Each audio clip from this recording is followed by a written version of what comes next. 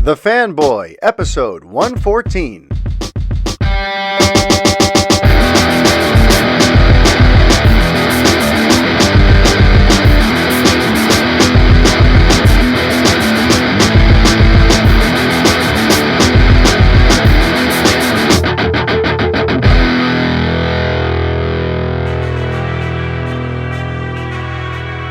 Hi everybody, Mario-Francisco Robles, MFR here with you, and this is episode 114 of the Fanboy Podcast. How's everybody doing out there?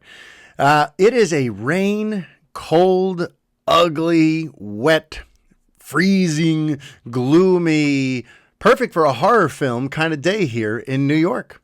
So I'm currently tucked away in my garage. I just took my kids to school. I just got them all dressed up for their, right now they're on that limited schedule that happens thanks to this lovely pandemic.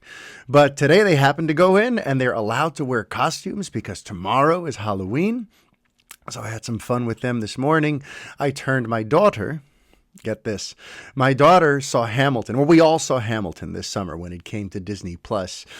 And we've been obsessed with it pretty much ever since. My kids put on that soundtrack every day. My 6-year-old son does at least 3 playthroughs of the Hamilton soundtrack a week in his own room with his Alexa playing, and I hear his little 6-year-old pipes trying to belt out the songs. I mean, Hamilton's been kind of a sensation here at the Robles house.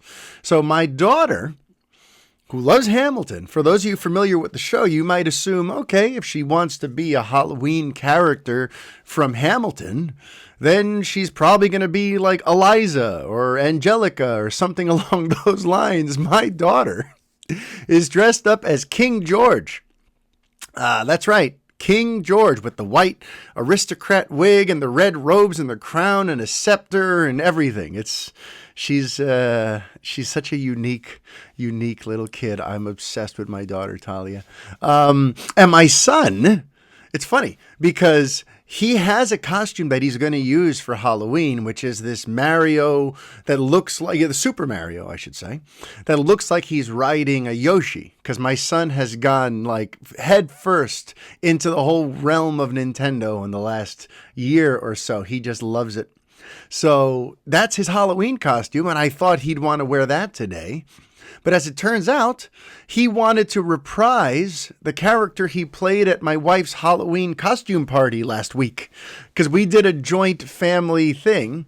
It was the 4 of us plus our friend David, who's like the perfect Uncle Fester. And we had a whole Addams Family theme for the Robles family last week. So my son is currently at school wearing a mask, of course, his cloth COVID cover. But he's dressed up as Pugsley Addams. My little 6-year-old boy is dressed up as Pugsley Addams.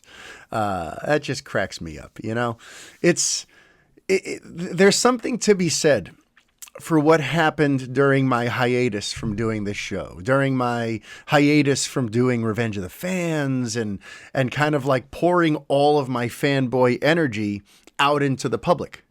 Because this pandemic forced me, not that it forced me, but our way to get through the pandemic and the quarantine was to basically use entertainment for its greatest form, for its greatest use, which is to escape, to take us away from our troubles for a little while.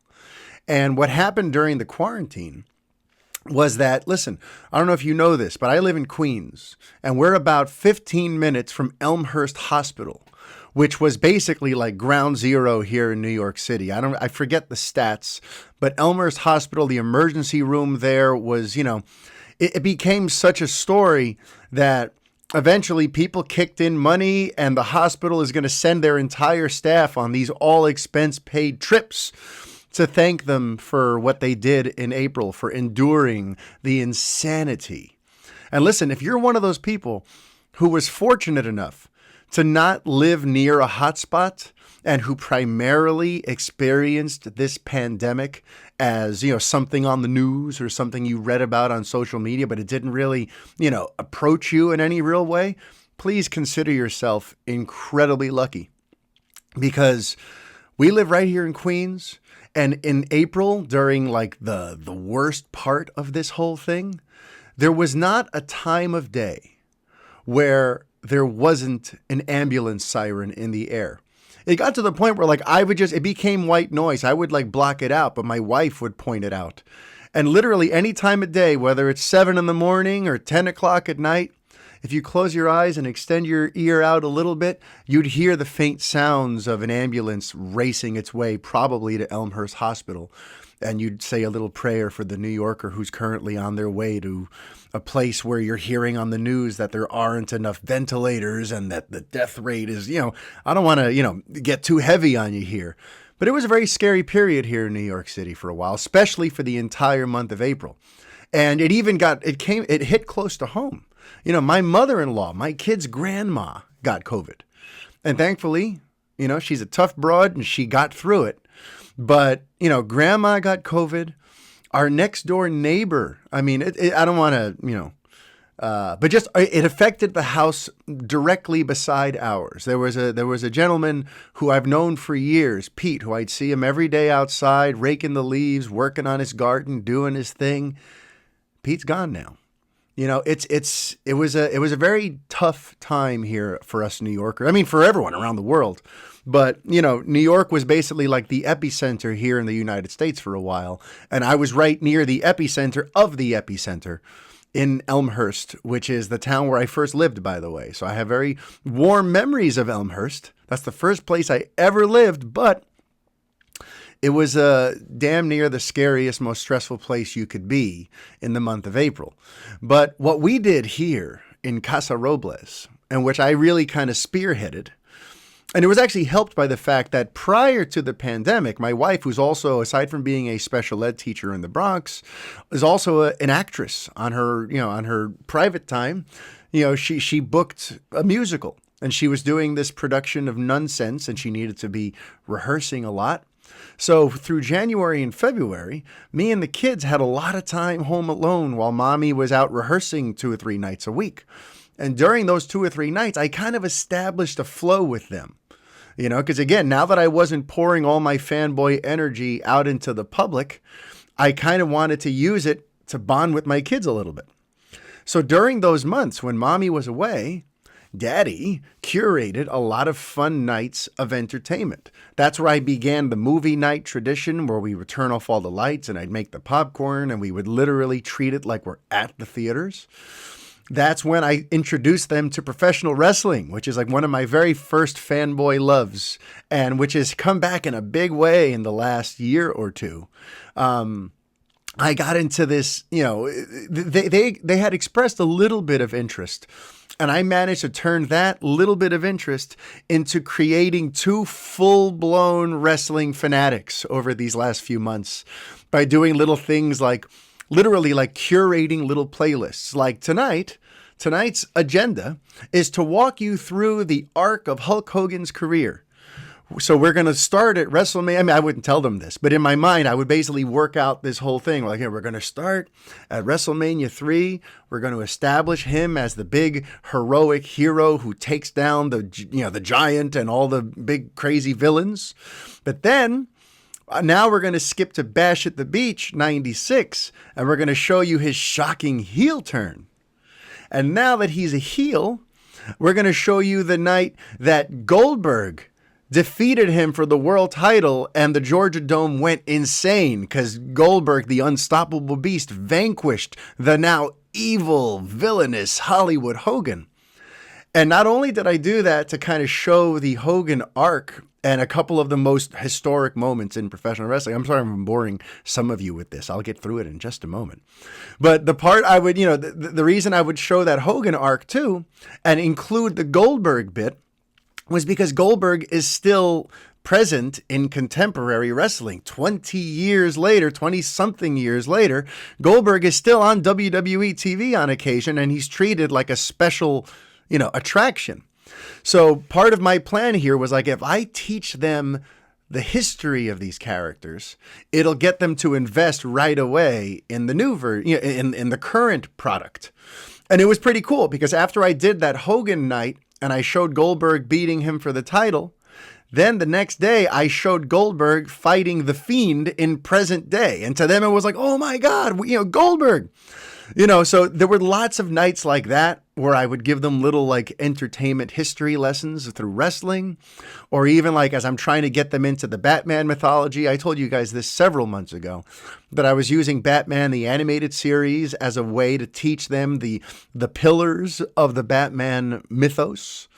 And that really worked like, amazingly. And, I really leaned into bringing all of this fanboy passion home and using it to sort of explain too. I don't just put these things on and then just hope they'll be amused by them. I give them like a history. I give them, in a fun sort of way, I give them the context for what they're going to watch and the things they should look out for. And then when it's over, I'd ask questions like, what was it about Two-Face that made what happened to him so tragic? Because let's say like at the end of watching the two-part Two-Face origin from Batman the Animated Series, and we would have these interesting discussions about the story and what was interesting and what was sad and what was cool and what was your favorite part of it. Is there anything you didn't understand? And it was really kind of like amazing. Because my kids never got bogged down by this pandemic. Because once it arrived, we were already like a well-oiled fanboy and fangirl and geek machine, I should say. So for the months that we basically couldn't leave the house because everything around us was chaos, we just literally closed the shades, locked the doors, and turned our living room into like entertainment central and like escape central.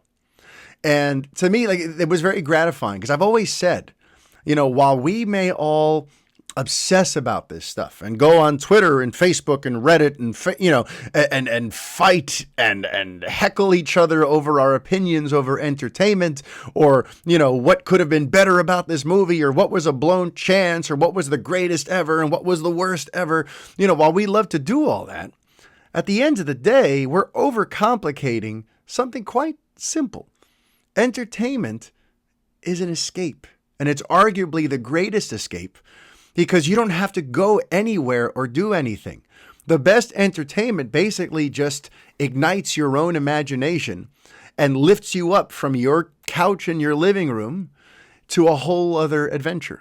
And now you're following these other characters on their interesting stories. You're you're seeing incredible spectacle. You're hearing wonderful music. That was a cool thing too. My daughter has taken after me, where she actually cares about the creatives who are working on these movies. So like I've been teaching her about directors and about composers. So now my 9-year-old daughter can talk to you about John Williams and can recognize when something sounds very Williams-like. And by the way, she had the most amazing summer in that regard because coincidentally, Williams was basically the soundtrack to our summer. Because first we did a Harry Potter marathon where every Friday we went through each Harry Potter movie. Then, as I told you, we had our Summer of Superman, which also had more John Williams music. And then what was the other Williams piece that we watched? I'm blanking out now. This does not make for good radio or good television. But for those of you watching on YouTube, by the way, I hope you're enjoying the little visual things I throw in every now and again and the little sound cues. I really try to make the YouTube show kind of its own thing, so to speak. So for those of you who are enjoying this as an audio show, right now I'm very confused trying to remember what the other freaking John Williams thing was that they watched. But the point is, my daughter now, first of all, they know about Jaws because I love to hum that when we're in the pool. And I go, dun, dun, and I pretend to be a shark and they swim away from me and it's a lot of fun. But I just love that my 9-year-old daughter can talk to you about John Williams. She knows who George Lucas is and Steven Spielberg. And, she can actually talk to you about the creative forces behind these spectacles that she's enjoying. I'm teaching her to enjoy entertainment in a way similar to that I do, where I enjoy it for what it is at face value, but I also kind of always have this thing where I want to know who made this? Why did they make this? Did they make other things? Are there similar themes in their work? All that sort of stuff. And my daughter seems to have inherited that. And it's pretty neat. But, I just kind of wanted to hit on that because that is something that was a positive about my long hiatus away from all of this, because it allowed me to really kind of invest in bringing all of that energy and attention to detail and passion to my kids. And now my kids, they got through one of the scariest historical situations any kid in 2020 or in their lifetime is going to have to deal with. And they got through it with minimal issues, with minimal trauma, with minimal concern or anxiety.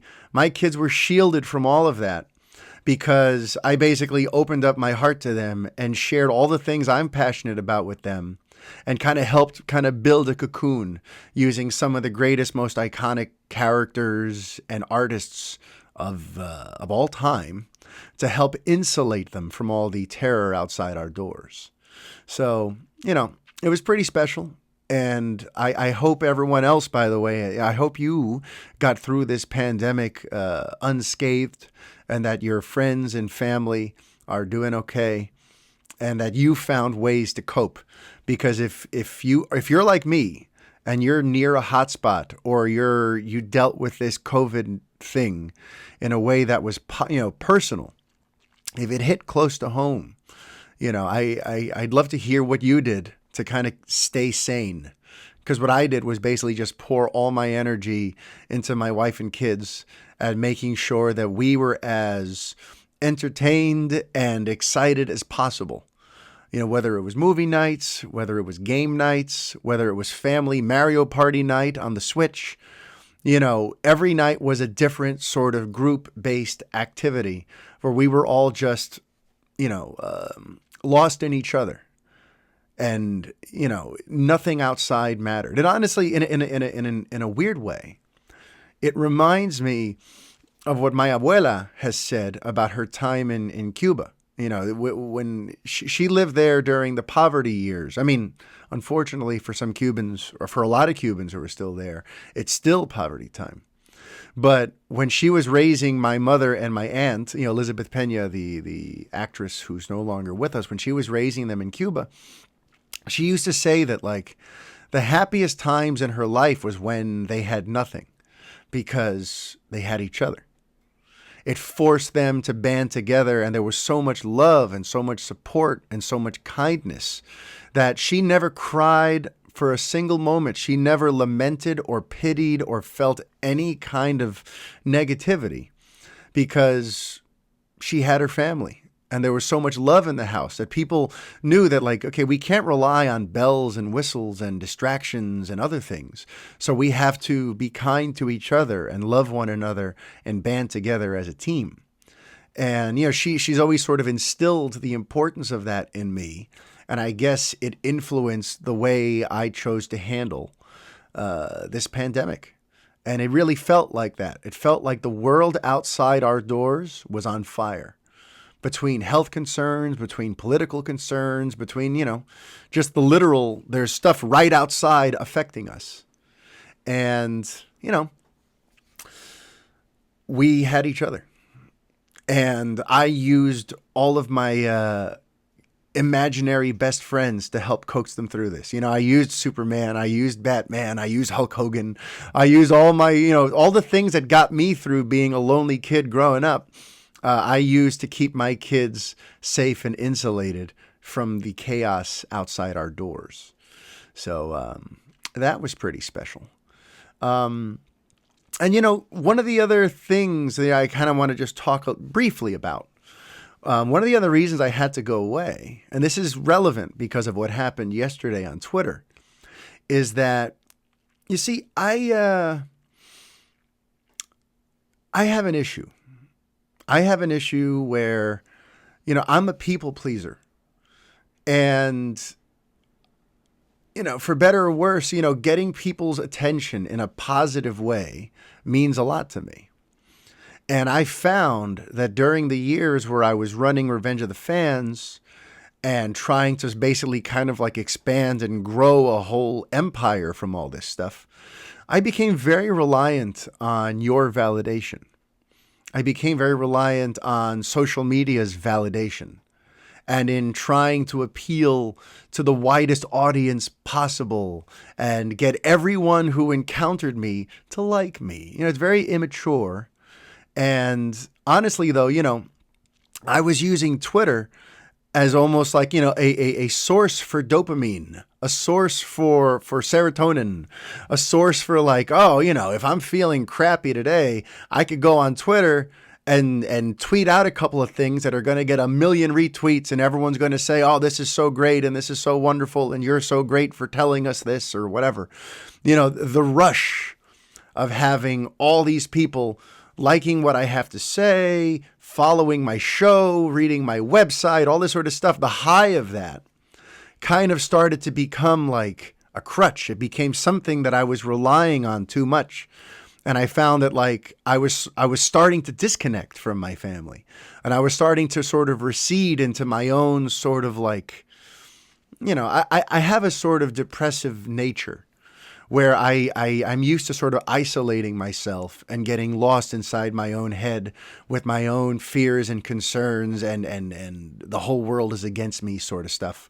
And my antidote for that, rather than investing in my family and in my friends and in my hobbies and in the things that bring me joy, suddenly I was just using Twitter and Instagram and all that sort of stuff to try to substitute for actually being happy. I was trying to create synthetic happiness by having a bunch of people I don't know tell me I'm so wonderful that, it became unhealthy. So part of my unplugging from things and deleting Twitter from my phone and just like kind of vanishing there for a while was because I kind of had to rewire my brain. I had to get away from being so worried all the time about what strangers think of me and about what others see when they see me, and trying so hard to be everything to everyone. I kind of lost myself in that because I was chasing the rush of your approval. And not just your approval is kind of important. If you're watching this, if you're listening to this, I do value your input and your feedback on the show and your notes on the things I talk about or your suggestions for the things I talk about, because you guys, you actually are taking the time to invest in me in a way. You're listening to me. Even though it doesn't cost you anything, I've cost you many hours over the years. If you've been following this, I've probably cost several days worth of hours. Days of your life have gone towards listening to the Fanboy Podcast. And, I don't mind hearing what you guys think, because at least you guys know me a little bit. You have some sense of who I am and what I'm about. But what was getting dangerous was on Twitter, caring about what complete randos thought of me. And when, that's where I kind of had to draw a line and kind of cut Twitter out of the equation and just detach for a while. Because if you're going to be beholden to what mobs of strangers who don't know you think of you, your life is not going to be a very happy one. And that's why I also I worry about, the youth of our culture, of our society, because a lot of kids are very sort of isolated these days, especially because of the pandemic, and their whole life is social media and getting that social media approval.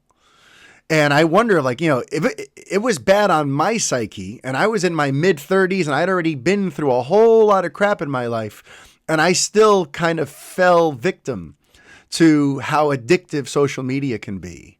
And those sort of I like to call them black hole, echo chamber algorithms, and if I can touch on that for just a minute.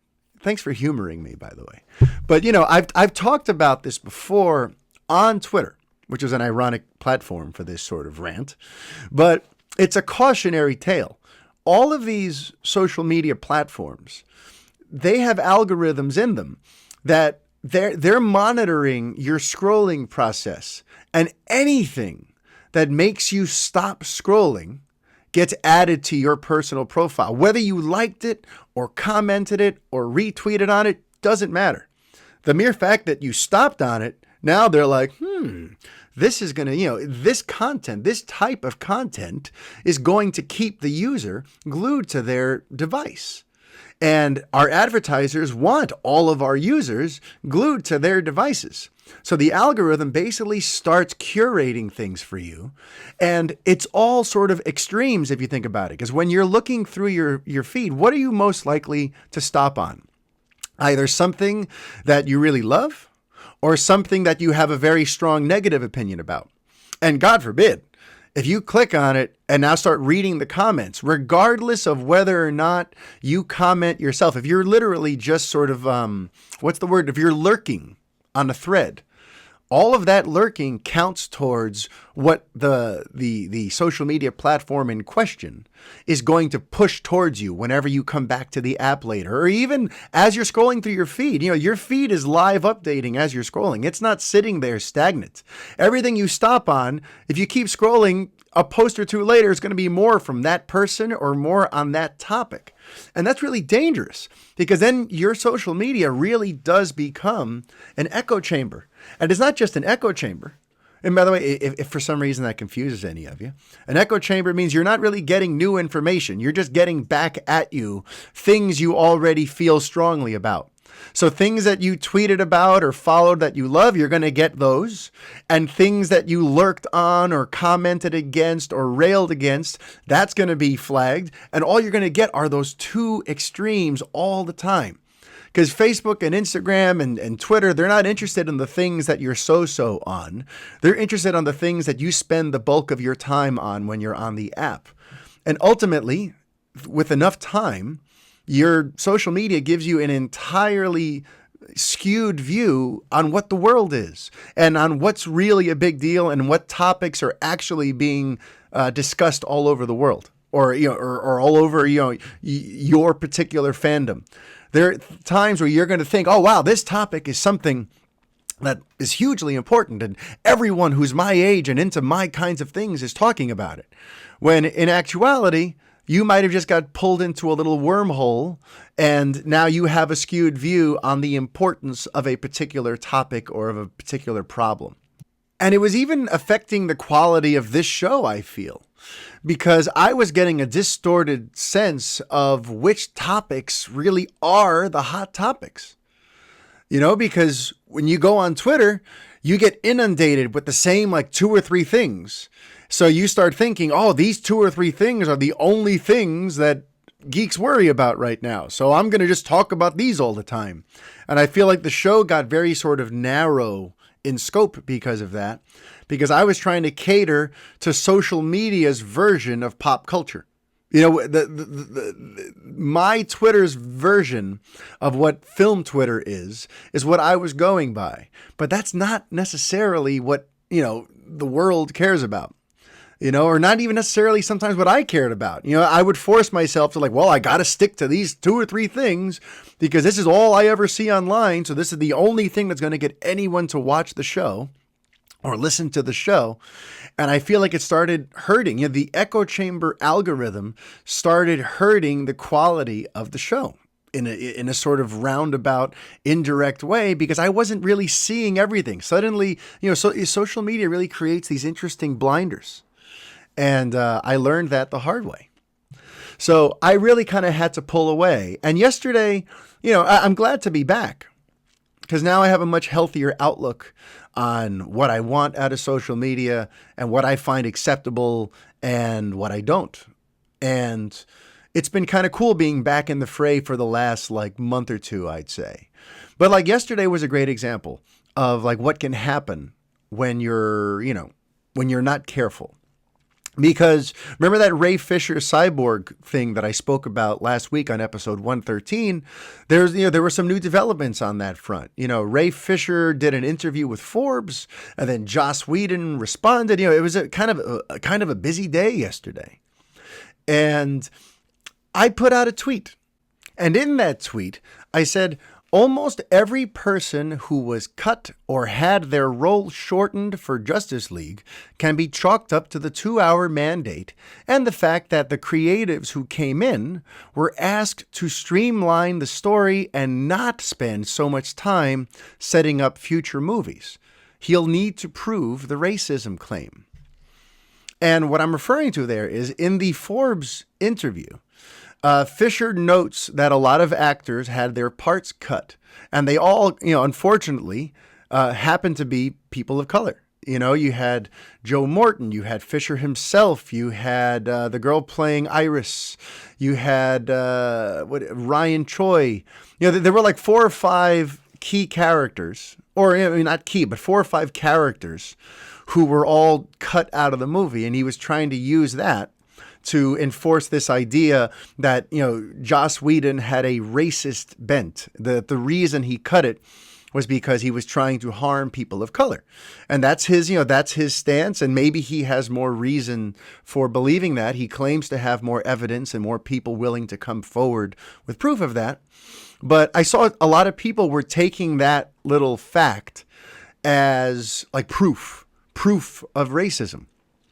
And listen, racism inherently is pretty hard to prove, but in this particular case, it's even harder because remember, and this is not new information. We've known since this film was originally in production that it was going to be streamlined, that it was once going to be a 4-hour movie that was setting up all these other movies. Prior to that, it was going to be 2 movies. The scale of this thing was pretty gigantic.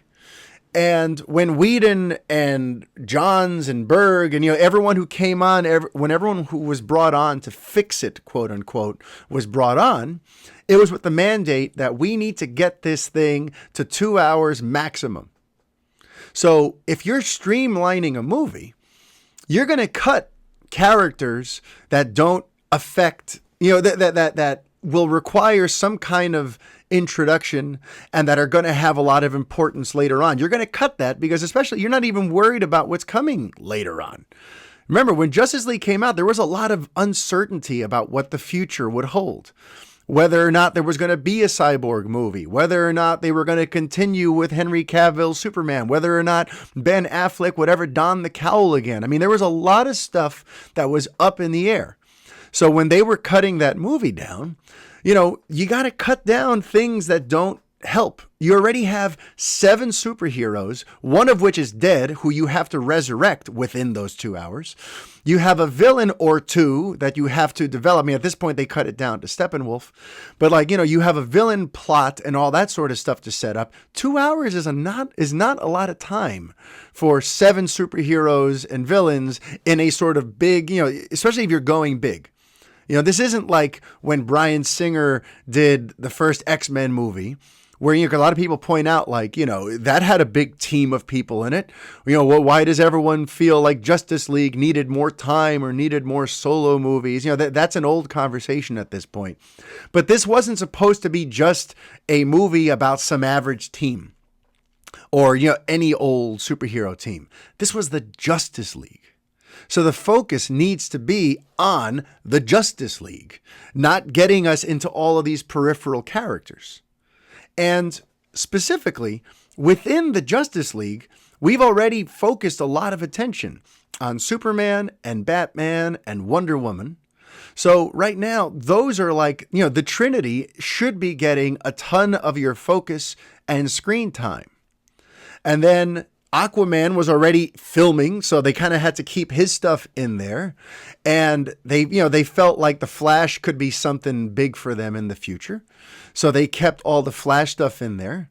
Because remember, at that point, they were already talking about doing a Flashpoint movie and all that sort of stuff. So they kind of knew, no matter what kind of shape the Flash movie takes, we got to build him up a little bit. So that right there is 4 characters that you're going to want to let shine in this movie and give them lots of moments to stand out because they've already been invested upon, so the audience is into them already, or in the very immediate future, you're making movies about them. So you need the crowd to invest in them some more. And listen, I've been talking about Cyborg as sort of an odd fit for the Justice League for 4 or 5 years since my original podcast on Latino Review on LRM when we were called Los Fanboys. I remember thinking Cyborg just seems like the odd man out. When I think of the Justice League, that other spot should go towards Green Lantern or, Martian Manhunter. To me, Cyborg was like a weird inclusion. And I know that in the comics, Jeff Johns brought him to the Justice League. But to me, he always seemed like kind of like the odd person out. So and I feel like I'm not alone in that, so when they were crafting Justice League, totally unsure of what the future was going to hold and whether or not each of these characters was going to get a solo movie or if any of the original plans were going to hold true, and you're trying to chop it down to 2 hours, you're going to cut a bunch of people. That's just the nature of it. And does it suck that a lot of them happen to be minorities or people of color? Sure. And listen, if we can prove that it was done because they, Whedon and company hate people of color, if you can prove that in some way, then, bring it on. Let me know what your smoking gun is. Let me know, give me witnesses who heard specific things. Let me know. Because just on its surface, just looking at it, if you're trying to take a 4-hour movie and chop it down to 2 and simplify the story and cut away the connective tissue for other films and keep the focus more on just these characters beating this villain at this time, a lot of characters are going to get cut. It's just the nature of it. And none of these characters had been seen before. So why kind of like waste Iris West's debut in a quick little thing when you can give Iris West a full arc with Barry in his Flash movie? Why go through that insane, dark, tumultuous Cyborg origin story if we can just save that for his movie? Right now, this movie has to be about this team beating Steppenwolf, and we have to bring Superman back from the dead in the process. They had a lot of ground to cover if they were trying to keep this under 2 hours. And then some people took issue with, how is it that I can justify them cutting those characters, but not that Russian family that Joss Whedon added into the mix? And I'd like to talk about that for just a second. Because if we were to add up every scene that Russian family appeared in, I think it would amount to about 2 minutes of screen time.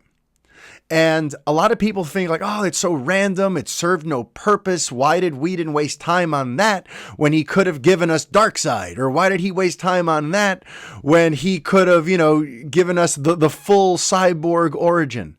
And it's like, you couldn't do all of that in just 2 or 3 minutes.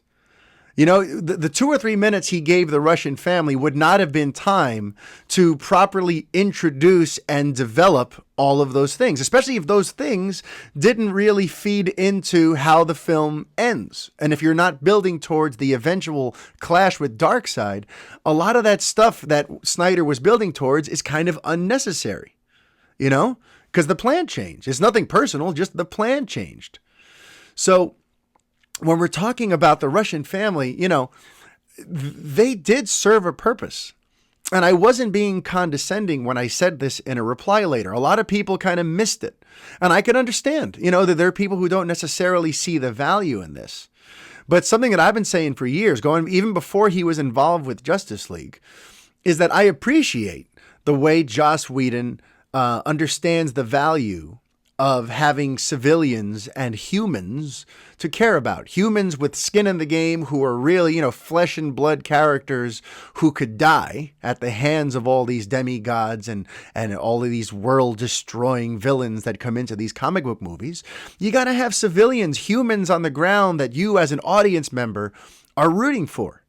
And there's a quote from Joss Whedon. If you'll humor me, if you're one of the people who hates him already, I'm sorry, but just this will explain why the Russian family was in there. And the funny thing is, this quote isn't even from Justice League. It's from his time on the Avengers, but it's relevant because it shows you where his priorities are as a filmmaker. So in an old interview, he said, and this is about the Avengers, he said, I shot probably 3 days in both films tracking civilians because I was like, these guys have superpowers. They're the Avengers. Nobody's going to worry about them. The audience is going to want to know these civilians better. And then he went on to say, but what it's like for the people on the ground, that's always going to be important to me. Like, there's Hawkeye helping people off the bus. You have to have somebody who works at ground level who's taking care of the smaller stuff. And listen, for me as a film fan, that works. I see the value in that. And it's actually not a new concept. I brought this up actually maybe 2 years ago. But if you go back to some of the earliest forms of theater, in Greek theater, thousands of years ago, they would include what they would call like the Greek chorus to the plays, where there's the main overarching story, there's what the main characters are saying, but then every once in a while, the Greek chorus, which basically symbolizes what the entire society is, all the people in that given story, how they're feeling about what's going on, their vantage point and their summary of what's going on is important, because then it shows you how the stakes of this story are affecting everyone in that world. And in modern filmmaking, showing us how the audience, showing us how the people who live in that world are feeling about what's going on around them is a great way to get the viewer to invest and to know how to feel and to know, put yourself there. It's not just about watching the unstoppable hero and the unstoppable villain beat the crap out of each other. It's about being invested in that world and worried about all the people in that world. So when he added that Russian family, and I totally got it, it was his way to try to bring some humanity to that area where the third act battle was going to take place. Because he was setting that up all along, that crazy domed base, that headquarters that Steppenwolf is building up was being built in this like isolated, desolated part of Russia where there's no cell service. Remember, he was trying to set up that we're going to end up in this scary, mainly like hollowed out, empty industrial village. But the thing is, if you do that, then no one really cares about the carnage that's happening in that area. You got to have some people around for the audience to go like, oh my God, I hope they're okay. So in those 2 or 3 minutes, he established that family being out there. There were a couple of little things that kind of like teased sort of what the parademons are about and how this family feels towards them. And, there was a purpose, whether or not you saw it, whether or not it moved the needle for you. The Russian family wasn't just this like, I'm just going to randomly add this family. And no, it served a purpose to the overall story by giving us some human flesh and blood people there on the ground who could be very impacted by what Steppenwolf is doing. And, that's just, when I think about what happened yesterday, it reminds me why I left Twitter to begin with. Because people, after I tweeted out what I said, which really wasn't that inflammatory, I'm going to read it to you one more time. Okay. All I said was almost every person who was cut or had their role shortened for Justice League can be chalked up to the 2-hour mandate and the fact that the creatives who came in were asked to streamline the story and not spend so much time setting up future movies. He'll need to prove the racism claim. That's all I said. I'm just pointing out that if you're going to try to prove racism, merely saying these characters were cut is not going to do it, because most of the characters that he mentioned don't really help that particular story to be told. They're extra things. They're there to help get you invested in future solo movies, or they're there to get you to see what would have been the next Justice League movie. They're not there to help you with this story, which is what Whedon was trying to do. But that's all I said. That's all I said. I didn't say I was against Fisher. I didn't say that Whedon is a hero. I was just pointing that simple fact out. And people came for me. People came for me for the rest of the day. I think I tweeted that out at like 4 o'clock. And at like, as of like 5 minutes ago, people are still quote tweeting it and trying to like say, like, I mean, I was called racist. I was called racist. A Hispanic man in New York City who votes for Bernie Sanders and is about as progressive as you can get. I was called a racist because I said that.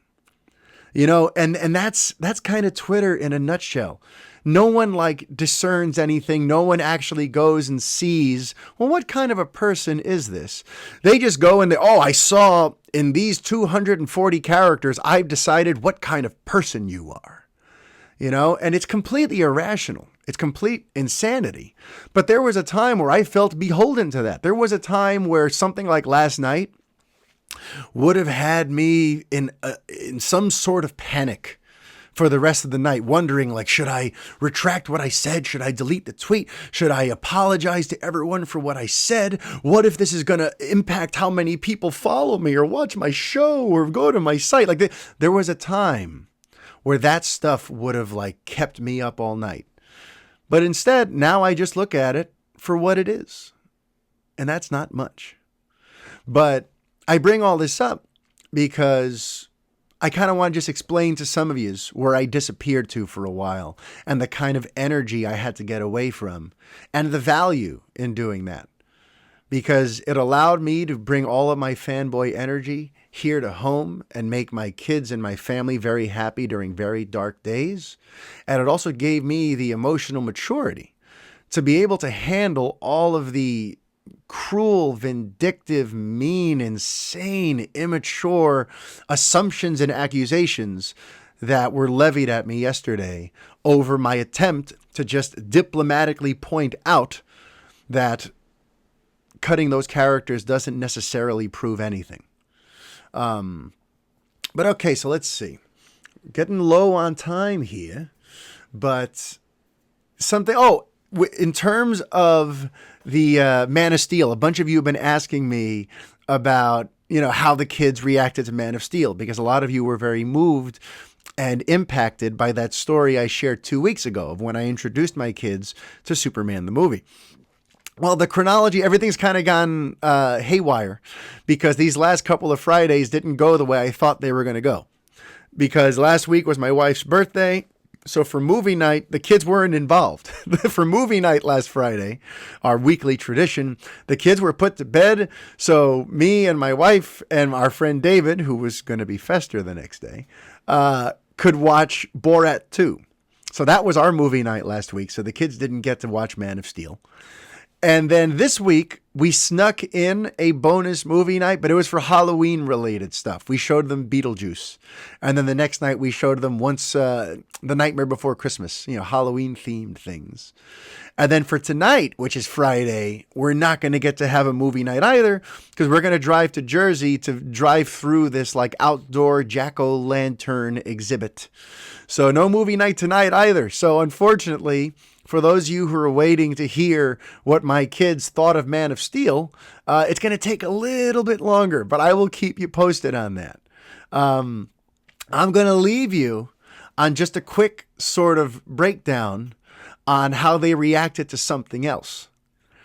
So Star Wars was a fascinating ride for my kids because they saw the original trilogy 4 years ago. So let's see, 4 years ago, my son was 2 and my daughter was 5. And, so their memories are at best hazy. My son barely remembers any of it, of the original trilogy. And my daughter only really remembers like the core, most iconic things, which is Darth Vader, that he's the father of Luke, and, that Han Solo and Princess Leia had a love story. Oh, and she liked the droids and Chewbacca, but like she remembers those core key staples, but she doesn't remember really anything else about the stories. So when the pandemic hit and we decided we're going to do a rewatch of Star Wars, we decided this time it would be interesting to go chronologically from episode 1 all the way through 9. To tell it sort of that way. Because listen, my daughter had already lived through the Luke, I am your father. So I was curious, let's see how she goes, how she deals with when Anakin becomes Darth Vader. Because she didn't remember that Darth Vader's real name was Anakin. It had been so many years, and it's not a detail that we would, harp upon in the years since.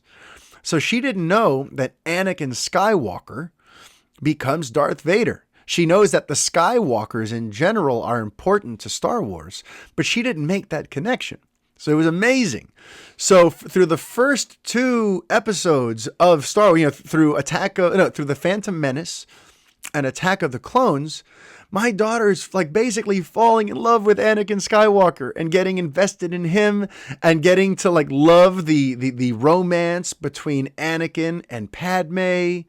And, she was getting all hooked into that, while my son, who has been restless in the past for other kinds of Star Wars things I've put on, he was really into it too. So it goes to show you, by the way, that George Lucas wasn't crazy when he said that he was making that prequel with little kids in mind. My little kids really dug it. Who knew? I didn't care for the Phantom Menace, and the Attack of the Clones put me to sleep, but my kids loved it.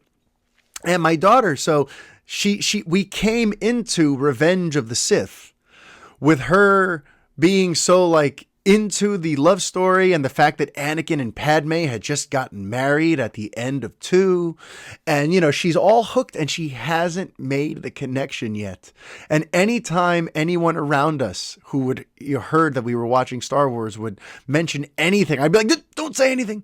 She hasn't figured it out yet. I didn't even say it to her. I didn't want her to know that there was something to figure out.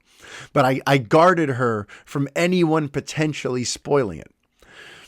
So when we get to Revenge of the Sith, and all of a sudden, Emperor Palpatine calls Anakin Lord Vader, my daughter's mind was blown. I took a picture of it.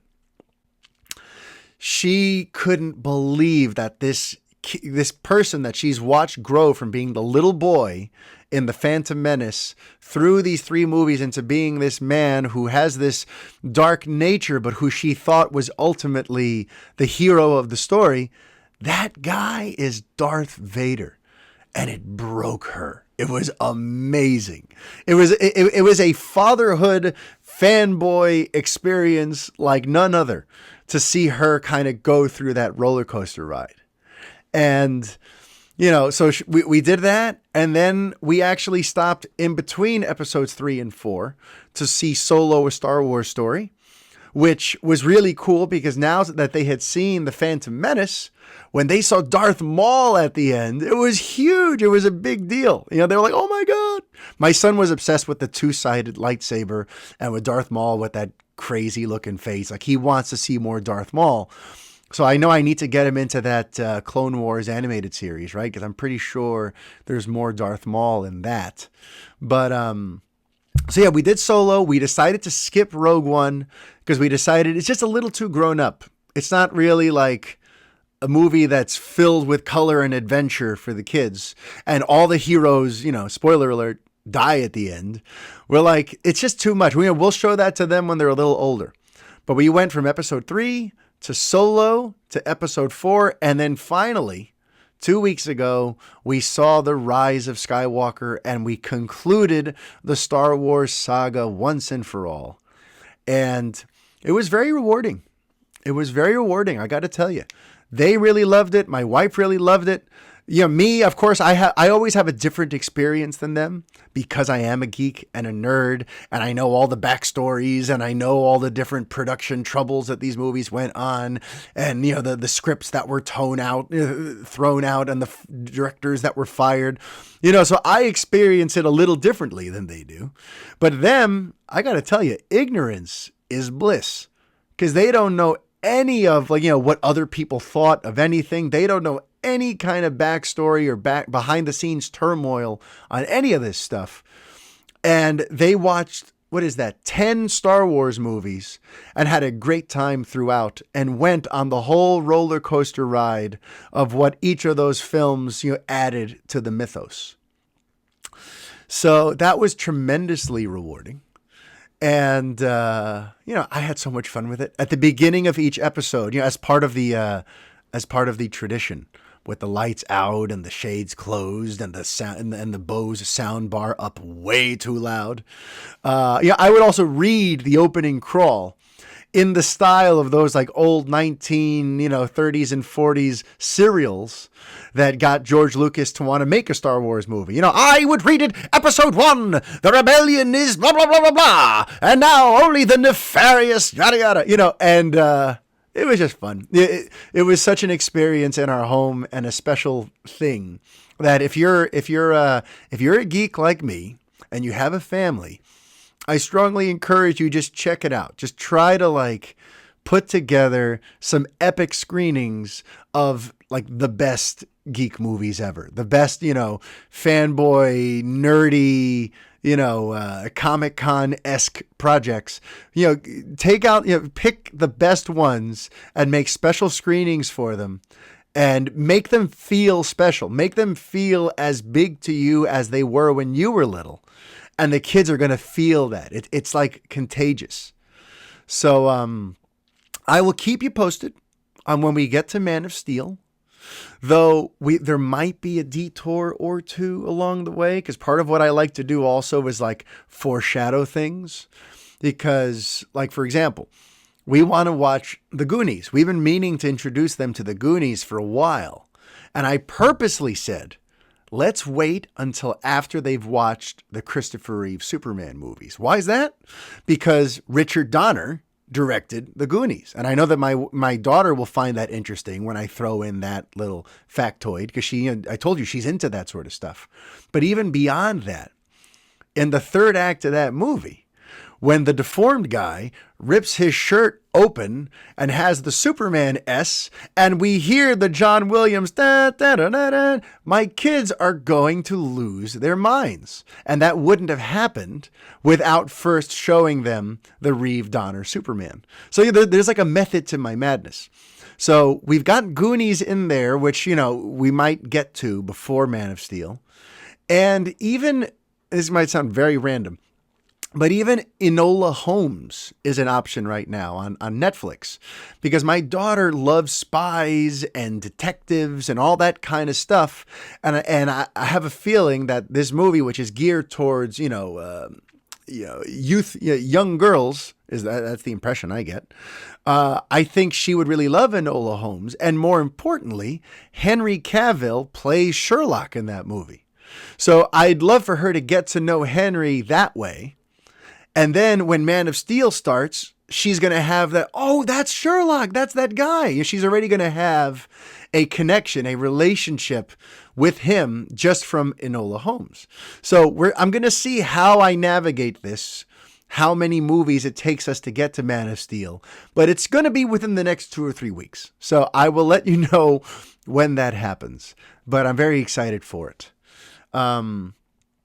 And, I was going to talk a little more about wrestling, but now I'm out of time. So I'm sorry for teasing earlier in the episode that there might be some more wrestling chatter later, but I'm going to have to save that. Or I might even make it its own video, because I always find that, like, when I talk wrestling, nobody responds. I have like 3 friends. I have 3 listeners, 3, friends online who actually engage me on wrestling talk. So I'm always a little bit hesitant to bring it up here on the show, because I feel like it's sort of a niche entertainment, and I don't really want to spend a lot of time talking about something that's going to alienate like 95% of you. So, I've got topics. I've got things I want to discuss about how, AEW celebrated its 1-year anniversary recently, and what I think is going on with wrestling in the age of COVID and presenting wrestling without having an audience. I have plenty I can discuss, but A, there's not really time to do it here. And B, I'm not sure enough of you would care enough about it for me to use up some valuable real estate here on the Fanboy discussing it. So maybe I'll make like a secondary, like just a 20-minute episode in a couple of days that's just dedicated to my wrestling mark ranting. But that's my time for now. I'm going to ask you, if you are enjoying this resurgence of the show, if you're digging the YouTube version of it, if you're digging just, me reinvesting in all of this stuff, if you're digging it, please go to the Apple Podcasts app and leave me a review. A 5-star review would really help, just to help spread the word, because I'm back. I'm going to be back every week. And thank you to those of you who've welcomed me back with open arms and who know who I really am, or at least have somewhat of an understanding of me and don't rely on weird social media snap judgments to write me off, because without you guys, I wouldn't be doing this show. So thank you. And until next week, life is chaos. Be kind. Adios.